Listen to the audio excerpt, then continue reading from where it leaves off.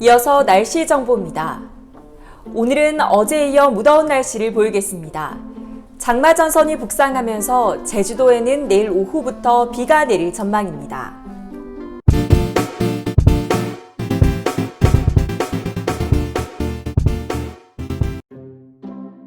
아나운서들의 말은 어쩜 귀에 쏙쏙 잘 들릴까요? 우리도 쉽게 따라하며 생활 속에서 적용하는 방법은 없을까요? 물론 있습니다. 오늘은 아나운서처럼 귀에 쏙쏙 잘 들리는 말하기 꿀팁 5가지를 알려드립니다. 우선 첫 번째로 하나의 문장에 하나의 의미만을 담아야 합니다. 우리는 말을 할 때 뭐뭐 했고, 뭐뭐 했으며, 뭐뭐 한데 등으로 문장을 끝마치지 않고 길게 이어나가는 경우가 많습니다. 예를 들면 제가 제일 좋아하는 시간은 운동하는 시간인데 요즘엔 날씨도 덥고 시간이 없어서 운동을 자주 하지 못해 아쉽지만 그래도 틈틈이 운동을 하려고 노력하는 편입니다.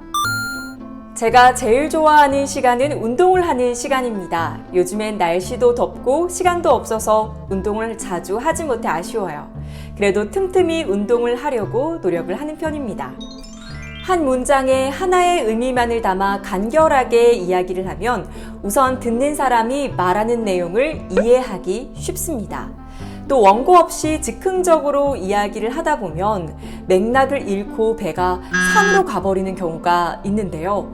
짧은 문장으로 간결하게 말하다 보면 이러한 사태를 막아줄 수 있습니다. 두 번째는 습관어를 과감히 빼야 합니다. 습관어란 우리가 무의식 중에 자주 내뱉는 말입니다. 우리는 스피치를 할 때 내가 말이야 솔직하게 말하면 습관어를 자주 쓰는 경향이 있습니다. 저도 예전에는 이라는 소리를 많이 냈습니다. 자신이 쓰는 습관어가 무엇인지 모르시겠다고요? 쉬운 주제로 스피치를 해서 녹음을 한번 해보세요. 내가 이 단어를 이렇게 많이 썼어? 싶으실 겁니다. 습관어를 남발하게 되면 스피치가 산만해집니다. 또 등의 소리를 많이 내게 되면 말하는 사람의 품격이 조금 떨어져 보이기도 합니다. 자신의 습관어를 의식하고 의도적으로 쓰지 않으려고 노력하면 금세 고칠 수 있습니다. 습관어가 나오려고 할 때 침묵을 하고 잠시 기다리세요.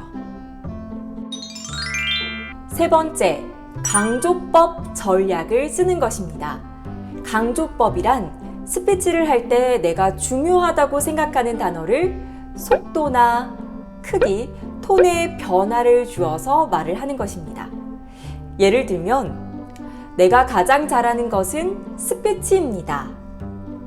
이렇게 스피치라는 단어를 톤을 올리고 힘을 주면서 이야기를 하는 것입니다. 또 하나는 내가 가장 잘하는 것은 스피치입니다. 이렇게 스피치라는 단어 앞에 잠시 쉬었다가 말을 하게 되면 청중의 긴장감과 집중력을 올리면서 스피치라는 단어가 훨씬 더 잘 들리도록 해줍니다. 스피치를 할 때 강조법을 활용하게 되면 밋밋하고 단조롭던 말하기가 훨씬 더 생동감이 넘치도록 해줍니다. 네 번째, 제스처를 활용하는 것입니다.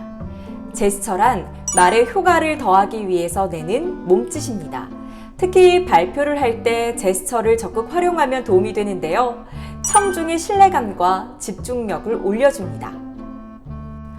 첫째, 둘째, 셋째, 여기 한번 보실까요? 매우 중요합니다. 이때 제스처를 작고 소극적으로 하는 것은 금물입니다. 이렇게 흐느적거려도 좋지 않습니다. 제스처는 크고 정확하게 절도 있게 해야 합니다. 마지막으로 내용에 어울리는 표정을 짓는 것입니다. 여러분 반갑습니다. 여러분 반갑습니다. 어떤가요? 같은 내용이지만 느낌은 전혀 다르죠. 무표정으로 이야기할 때 반갑다는 느낌이 전혀 들지 않습니다. 아나운서들은 방송사에 입사하기 위해 채용 과정에서 카메라 테스트라는 것을 거칩니다.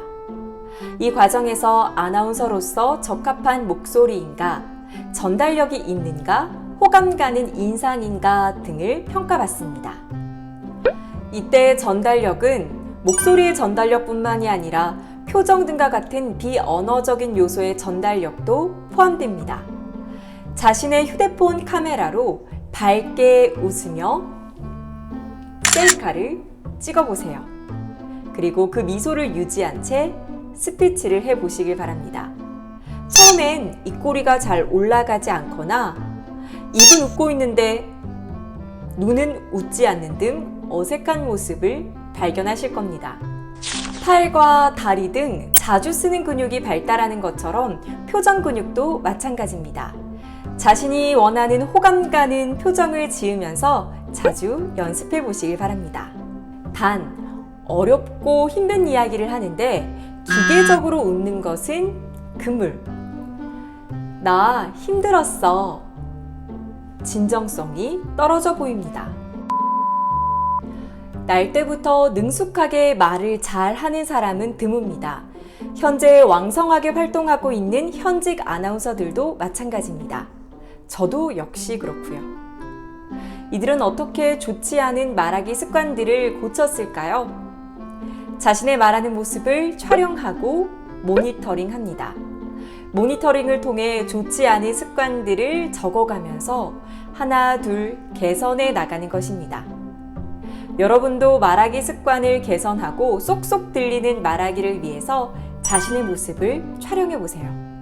처음엔 어색하고 낯설지도 모릅니다. 그러나 자신의 모습을 직면하고 하나, 둘 정확히 개선하는 과정을 통해서 성장하실 수 있을 겁니다. 오늘도 이음과 함께 해주셔서 고맙습니다.